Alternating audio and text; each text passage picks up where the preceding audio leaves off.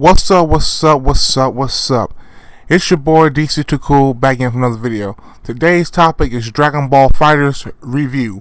So, it's finally here. We've been waiting for this game since they Microsoft debuted it at the E3 stage last June.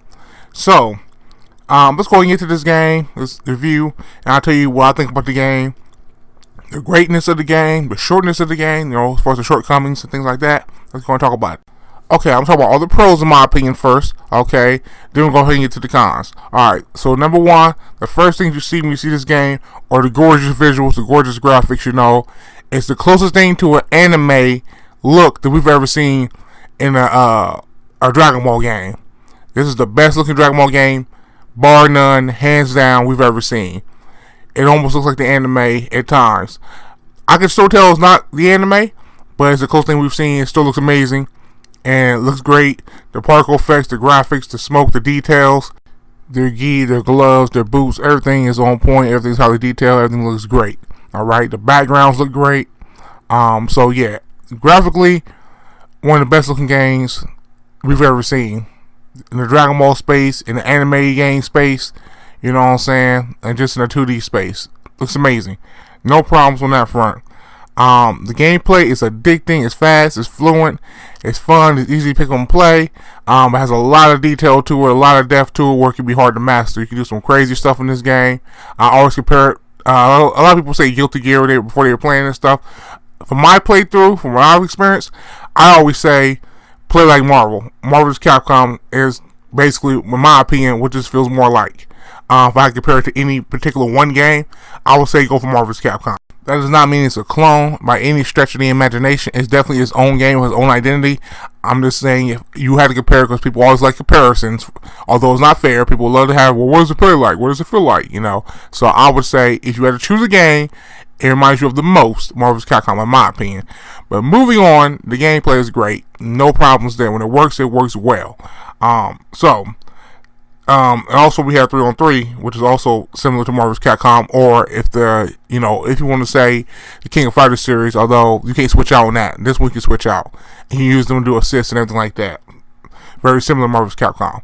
But, so, you also got practice mode, tutorial, you know what I'm saying, the actual tournament mode is back, you know what I'm saying, a little tournament style mode that you can actually have brackets, which is cool. Of course, you have ranked matches. If you want to find somebody online, you can have just casual matches that aren't ranked. We already knew that, especially from the beta. So all of that is there. Story mode is pretty good too. It's pretty solid. I'm enjoying. It's pretty good.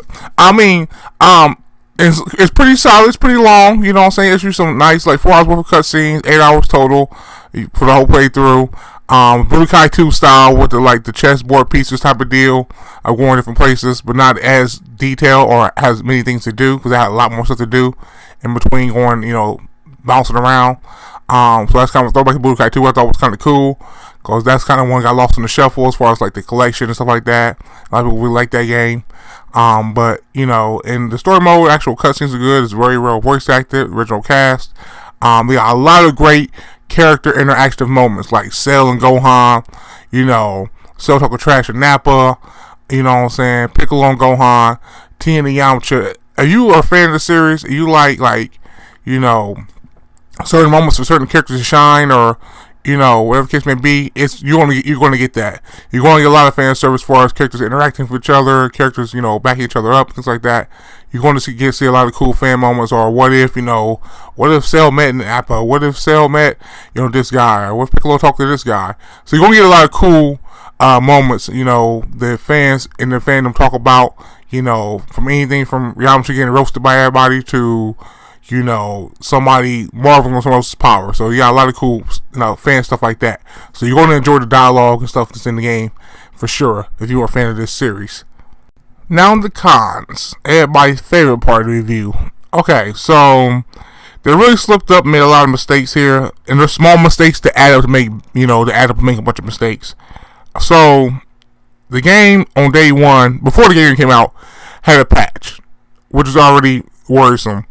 So then we get no proper invite system. You have to go to a lobby. You have to go to the same lobby as your friend and make a little circle, make a little match, and then you have to go in there.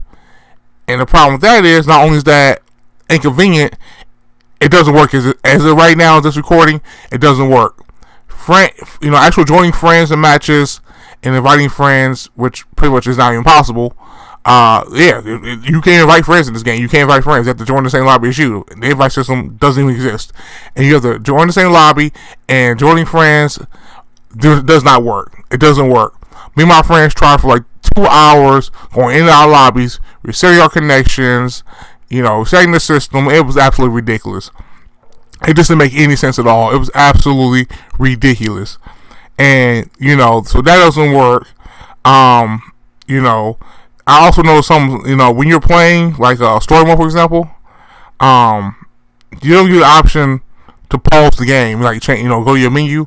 You don't get the option. You're stuck in the story mode. But I found out, unless you push the PlayStation button or the Xbox button, home button, and you go back, then you'll have a menu. But for people who probably don't know that, don't ever usually use or go back or multitask, you wouldn't know that. Which I think is just a small thing you can probably patch out, but it's just something weird. Just like, I don't know. It's weird. Login errors. Some people are having problem logging in, even right now, still, as of this recording, which is Sunday. Some people couldn't log in the first day. Some people to this day right now still can't log into the servers, which is absolutely unacceptable.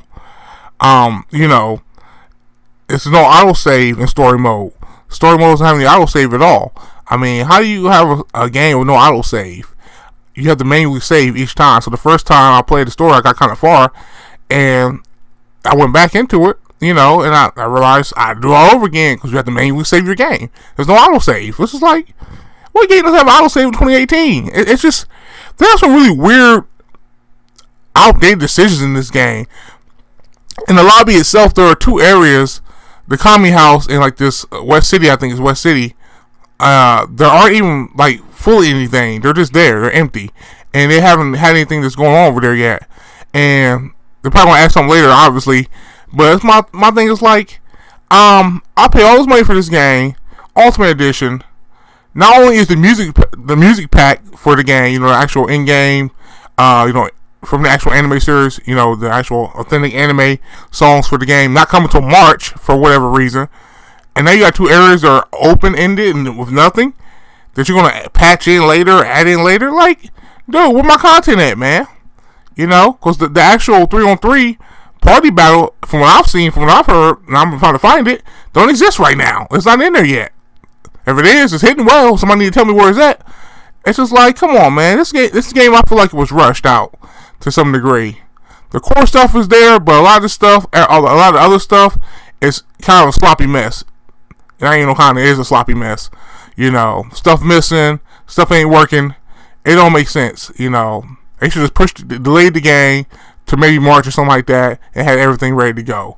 So, still a really good game. Still a great game. When everything works, it works well and stuff. But it's a mess right now. As far as getting things together, getting a match going with your friends, and staying in that lobby, because a lot of times we'll just randomly kick you out for no reason.